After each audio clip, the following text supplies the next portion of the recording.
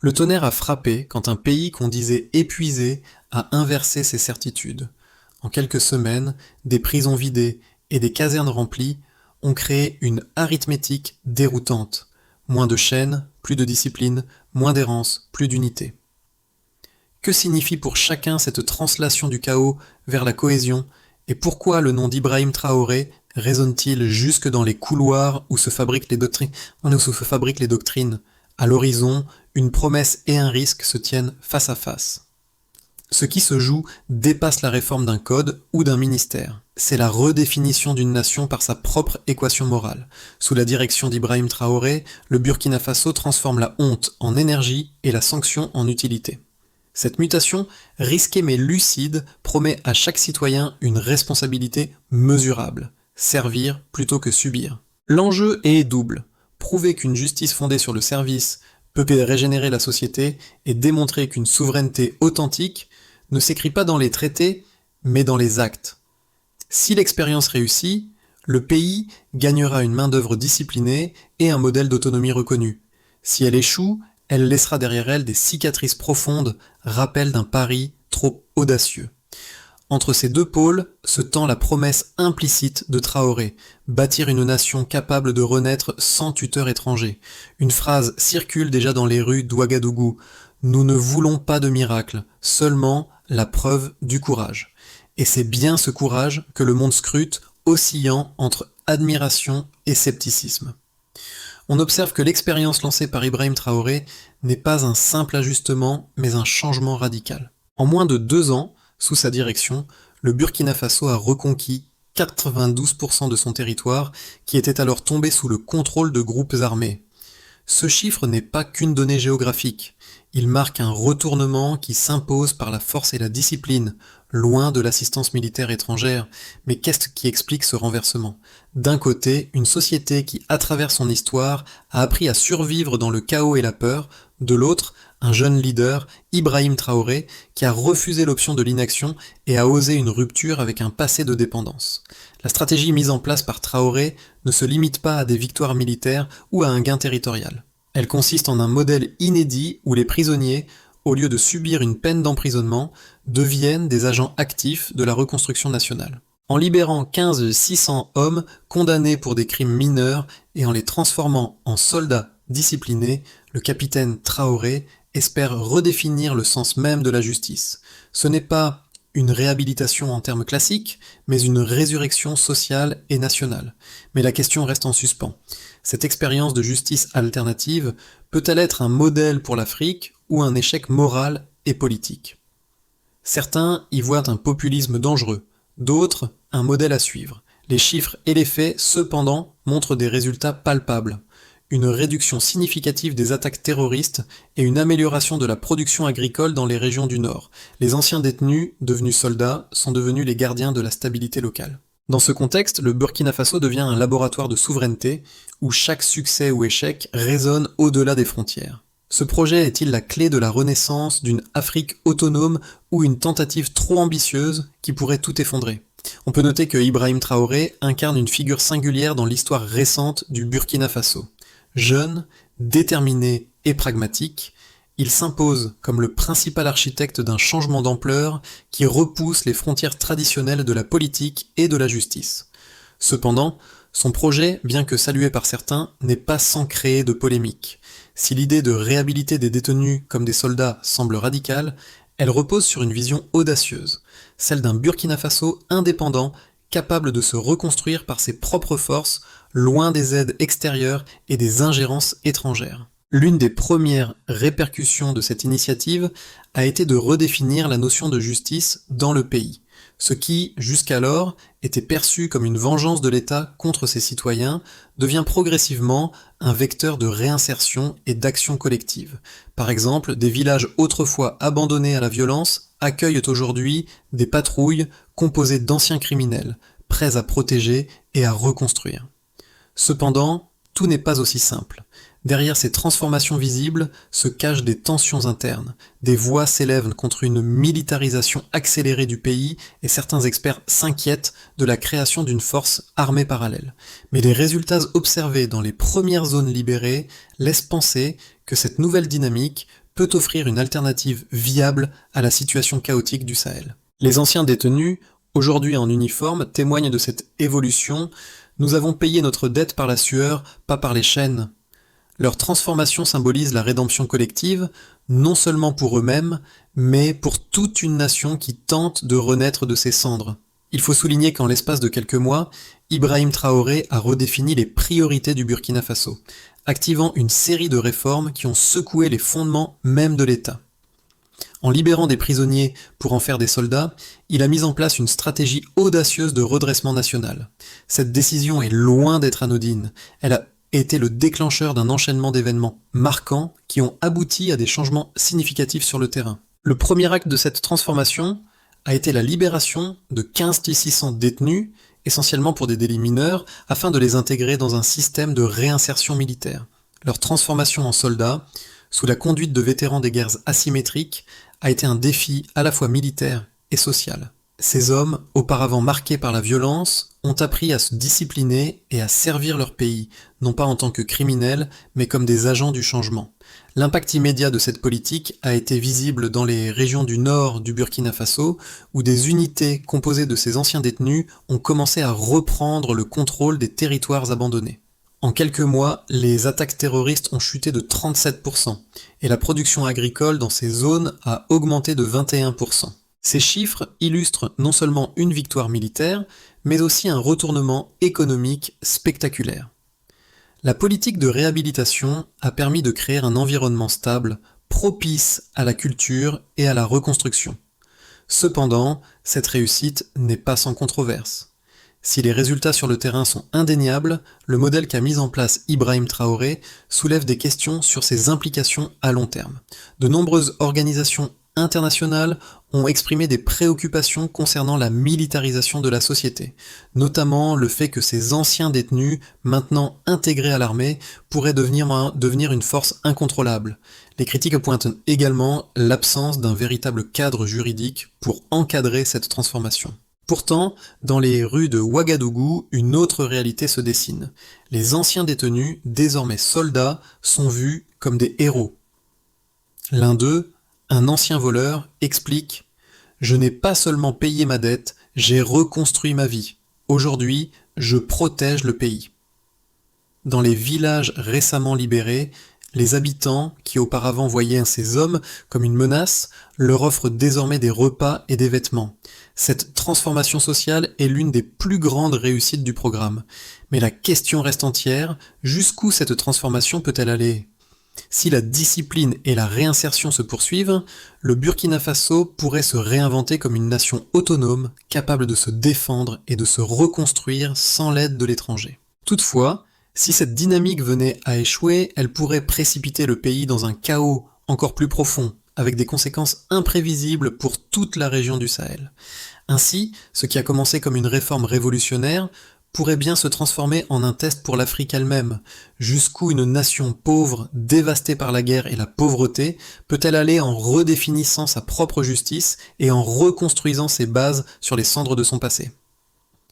On constate que les résultats obtenus par le Burkina Faso sous la direction d'Ibrahim Traoré sont non seulement impressionnants, mais également vérifiables par des chiffres concrets. D'abord, la sécurité s'est nettement améliorée.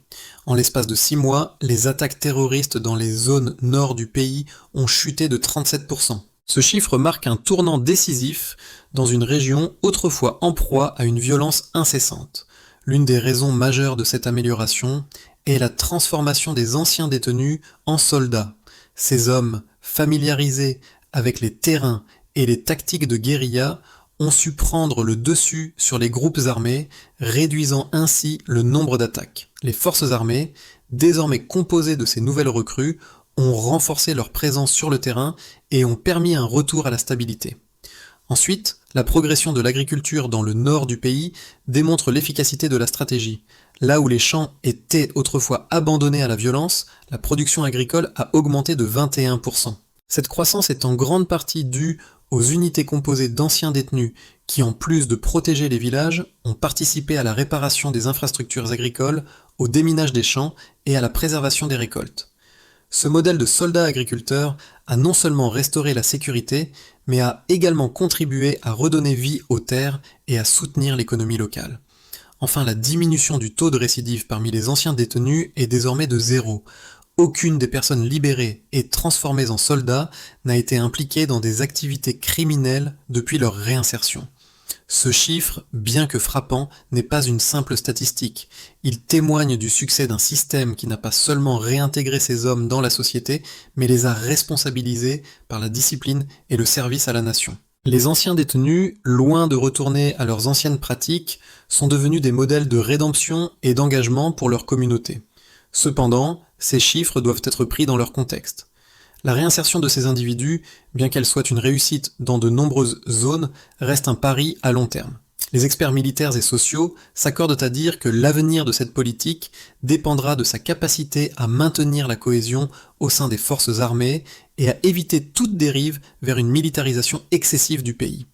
De plus, la réussite de ce programme repose également sur la pérennisation des infrastructures agricoles et la poursuite du développement économique. Néanmoins, ces résultats donnent à Ibrahim Traoré une légitimité incontestable sur le plan intérieur et régional. Ils apportent la preuve qu'un système de justice réinventé, fondé sur la production et la responsabilité, peut non seulement restaurer la paix, mais aussi offrir une alternative durable aux solutions traditionnelles.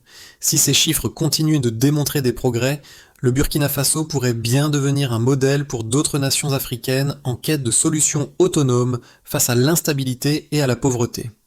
Ainsi, les résultats mesurables sont là. La sécurité, l'économie et la réinsertion sont en pleine transformation. Ce programme a fait la preuve de son efficacité dans un contexte de guerre et de crise. La suite de l'histoire dépendra de la capacité de ce modèle à perdurer et à s'adapter aux défis futurs. Il apparaît que les réformes d'Ibrahim Traoré ont suscité une division claire entre les défenseurs du programme et ses opposants. Les partisans de Traoré soulignent les résultats tangibles qui émergent de cette approche peu conventionnelle, notamment la stabilité retrouvée dans les régions du Burkina Faso autrefois livrées à la violence. Ils considèrent le modèle comme une preuve que la justice peut se réinventer, qu'elle n'a pas besoin de suivre les chemins traditionnels de la rétribution pour restaurer l'ordre social. Pour eux, la transformation des prisonniers en soldats n'est pas seulement une question de réinsertion, mais un véritable acte de régénération nationale. Le programme a permis à des milliers d'anciens détenus de quitter les prisons non pas pour retrouver la réclusion, mais pour défendre leur pays, transformant ainsi ce qui était perçu comme une partie du problème en une partie de la solution. Les résultats sont tangibles. Une baisse des attaques terroristes de 37%, une hausse de la production agricole de 21% et un taux de récidive de 0. Ces chiffres sont un soutien solide à l'argument selon lequel la réinsertion et la discipline peuvent permettre de redéfinir la justice. Cependant, les opposants à ce modèle pointent plusieurs dangers et incohérences dans cette approche. Le principal argument contre la militarisation de la justice est qu'elle risque de créer un précédent dangereux. Loin d'une réhabilitation équilibrée, certains considèrent que Traoré crée une armée parallèle qui pourrait échapper à tout contrôle. La question qui se pose est la suivante. Comment garantir que ces anciens détenus ne seront pas utilisés à des fins politiques ou ne finiront pas par semer la terreur sous prétexte de maintenir l'ordre ? Les critiques s'inquiètent également de l'absence de cadre juridique clair qui permettrait de définir et de limiter les pouvoirs de ces nouvelles unités militaires. De plus, la question de l'autorité judiciaire se pose. Un système qui intègre des criminels réhabilités dans l'armée, sans l'intervention d'un processus judiciaire conventionnel, fragilise la séparation des pouvoirs et la transparence des institutions. L'enjeu ici n'est pas seulement militaire, mais fondamentalement politique et moral. Ainsi, bien que les résultats observés dans le cadre de ce programme aient prouvé son efficacité sur le terrain, la question de sa durabilité à long terme reste ouverte. Pour les défenseurs, le succès du programme montre qu'il est possible de repenser la justice et la sécurité, mais pour les détracteurs, il représente un risque de dérive autoritaire. La réponse à cette dichotomie se trouve peut-être dans la capacité du Burkina Faso à maintenir un équilibre délicat entre réinsertion, justice et souveraineté. À mi-chemin de cette expérience audacieuse, un constat s'impose. Les résultats tangibles révèlent une vérité qui va au-delà de la simple efficacité militaire. Le Burkina Faso est en train de redéfinir sa relation avec la justice, l'autonomie et la souveraineté. Ibrahim Traoré a fait de son modèle un test sur la manière dont une nation peut se relever sans les tutelles traditionnelles, en s'appuyant sur ses propres ressources. La clé de ce succès apparent réside dans l'unité nouvelle qui émerge. Des hommes jadis considérés comme des criminels, désormais des soldats, portant la responsabilité de reconstruire leur pays. Ce changement n'est pas qu'un acte de réinsertion sociale, mais un symbole de régénération nationale. Là où les autres ont échoué, où les frontières ont été ignorées par les puissances étrangères, le Burkina Faso a répondu par une réorganisation totale. C'est un retour à l'essentiel, où la justice devient un outil de reconstruction et non de répression. Pourtant, la question persiste. Est-ce vraiment une renaissance ou un pari trop risqué ? Le monde observe, partagé entre admiration et doute. L'avenir de ce modèle dépendra de sa capacité à intégrer ses succès dans une vision plus large, sans sombrer dans la militarisation ou l'isolement. On remarque que le programme d'Ibrahim Traoré, qui semblait une expérience risquée au départ, produit des résultats concrets et mesurables, mais les conséquences de cette réforme sont bien plus vastes que ce que l'on pourrait imaginer. Pour les habitants des régions autrefois ravagées par la violence, la première conséquence visible est un retour à la stabilité. Les anciens détenus, une fois réhabilités et intégrés dans l'armée, ont progressivement pris le contrôle des territoires du Nord en réduisant de manière significative les attaques terroristes. Le taux de criminalité a chuté et les routes commerciales autrefois fermées ont rouvert. Pour la première fois depuis des années, les fermiers du Nord peuvent cultiver leurs terres sans craindre les incursions de groupes armés. Mais cette transformation ne se limite pas aux aspects sécuritaires. La croissance de la production agricole de 21% dans le Nord, l'une des zones les plus touchées par le conflit, montre l'impact direct de la réinsertion militaire sur l'économie locale. Les unités de soldats des agriculteurs, composées principalement des anciens détenus, ont réparé les infrastructures agricoles et patrouillé les champs. Ce modèle novateur démontre qu'une justice, fondée sur la réinsertion productive plutôt que sur la rétribution, peut avoir des effets positifs à long terme sur la société. L'impact va également au-delà des chiffres. Dans les villages récemment libérés, les anciens détenus sont désormais vus sous un jour nouveau. Ce qui était autrefois perçu comme une menace devient un gage de protection. Les familles qui jadis fuyaient ces hommes, désormais vêtus d'uniforme, les accueillent avec des repas et des vêtements. Les perceptions ont changé et cette réconciliation est au cœur du processus de transformation. Cependant, l'expérience n'est pas sans ses risques. La militarisation croissante de la société burkinabé soulève des préoccupations quant à la stabilité à long terme. Si le modèle actuel continue de se déployer sans de véritables mécanismes de contrôle civil, certains craignent qu'il ne mène à une concentration du pouvoir militaire, une dérive qui pourrait nuire à l'équilibre démocratique. Mais pour l'instant, les résultats sont là.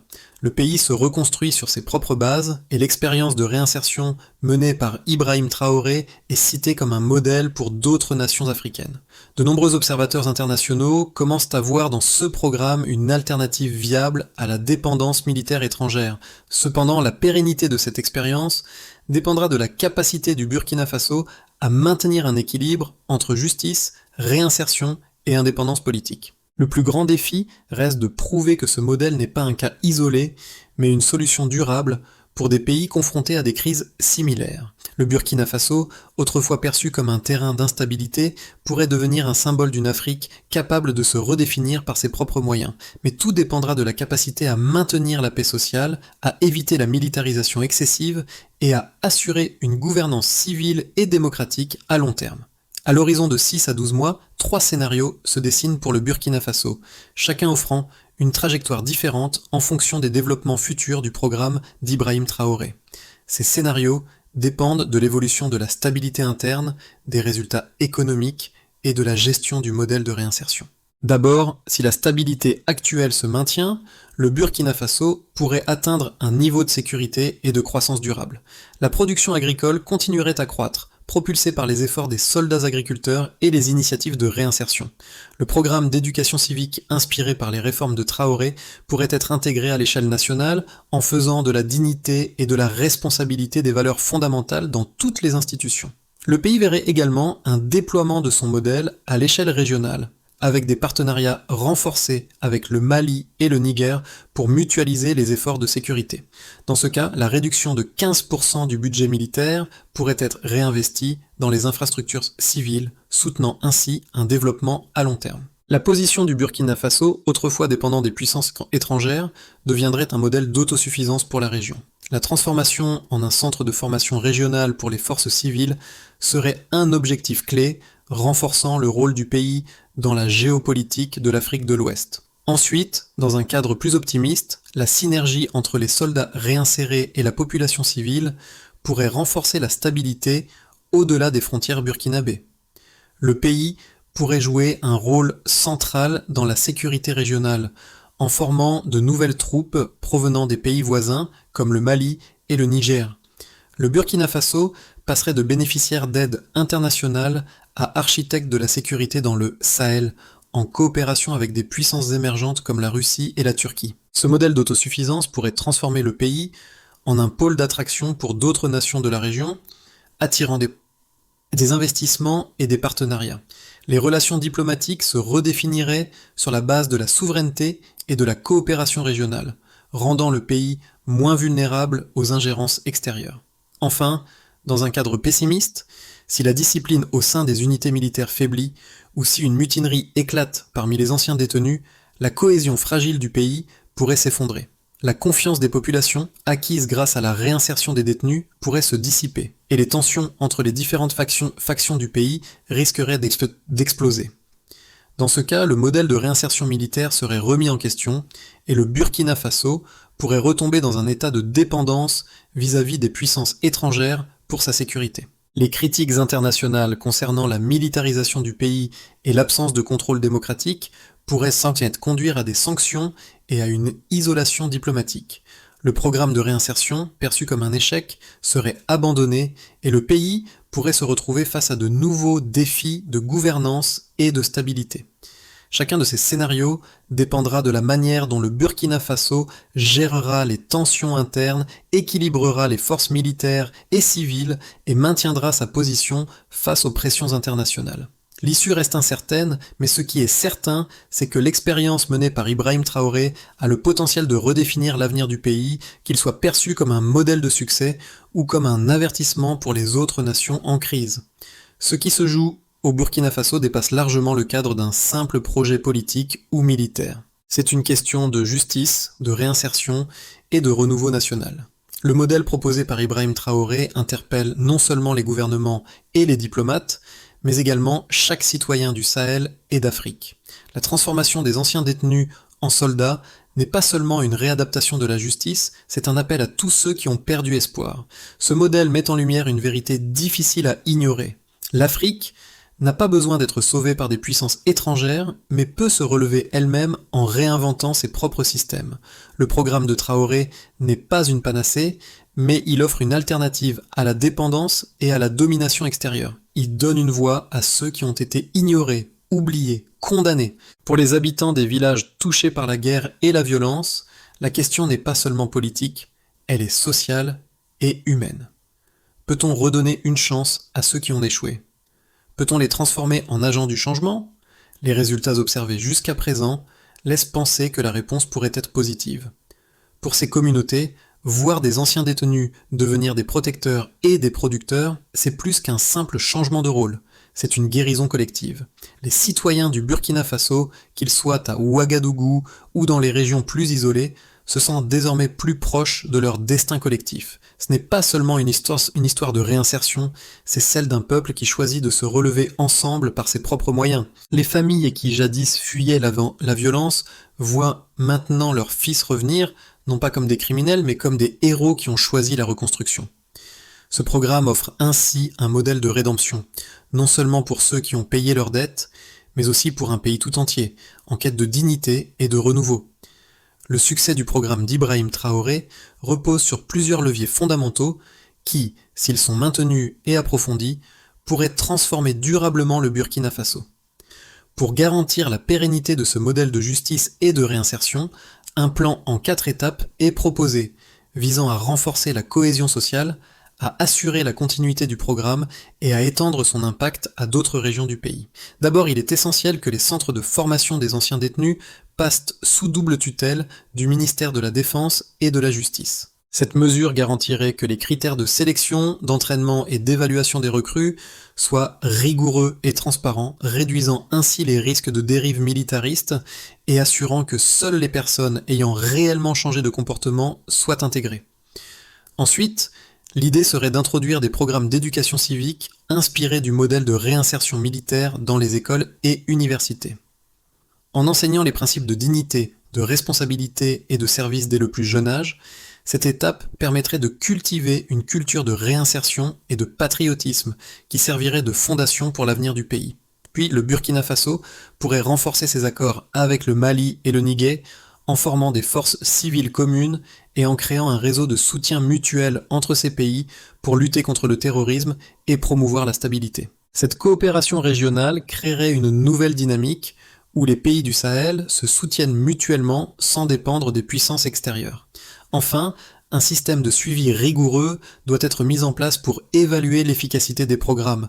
Des indicateurs clairs tels que le taux de récidive, la productivité agricole et le nombre de villages réhabilités doivent être utilisés pour mesurer les progrès. Ce suivi transparent permettrait non seulement de prouver la validité du modèle, mais aussi d'adapter les stratégies en fonction des résultats obtenus.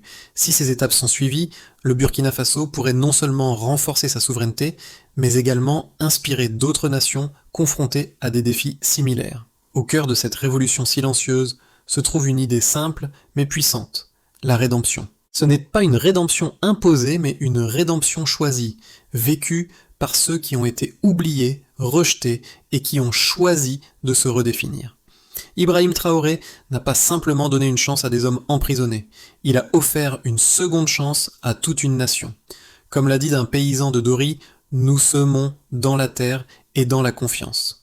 Ces mots, apparemment simples, résument toute la philosophie du programme, un retour à la dignité, à la réconciliation et à l'espoir. Pour la première fois, le Burkina Faso semble maître de son destin, loin des ingérences extérieures et des aides conditionnelles. Le pays se redresse, non pas par une intervention étrangère, mais par la force de son propre peuple. Ce qui semblait être une folie est en train de devenir une réalité. La question désormais n'est plus de savoir si ce modèle réussira, mais plutôt de savoir si d'autres nations oseront s'en inspirer. À travers cette transformation, Ibrahim Traoré a redonné au Burkina Faso ce qui lui avait été volé pendant trop d'années, la dignité de se relever sans la permission de personne. Et le Sahel, qui semblait perdu, renaît, porté par la force silencieuse de ceux qui ont choisi de prendre leur destin en main. Le Burkina Faso n'est plus simplement un pays en guerre. Il devient un laboratoire d'idées, une véritable inspiration pour d'autres nations qui, comme lui, sont en quête d'autonomie et de dignité. La question qui se pose maintenant à nous tous est: jusqu'où serons-nous prêts à repousser les limites de ce qui est possible? Ibrahim Traoré a prouvé qu'il est possible de réinventer la justice, de transformer des vies et de bâtir un avenir à partir des cendres du passé. Mais cette transformation ne peut être accomplie seule. Elle nécessite la participation active de tous, de chaque citoyen et de chaque leader, prêt à prendre des décisions audacieuses pour réinventer leur propre système. Alors, que peut-on apprendre de cette histoire? Comment pouvons-nous, nous aussi, nous engager pour un avenir plus équitable et plus juste? Le Burkina Faso a montré le chemin, mais maintenant, c'est à nous de suivre, d'apprendre et d'adapter. Nous devons nous demander, si une nation peut se redéfinir et renaître, pourquoi pas d'autres? Le chemin est encore à tracer, mais la route est ouverte. Soyons prêts à la parcourir, ensemble.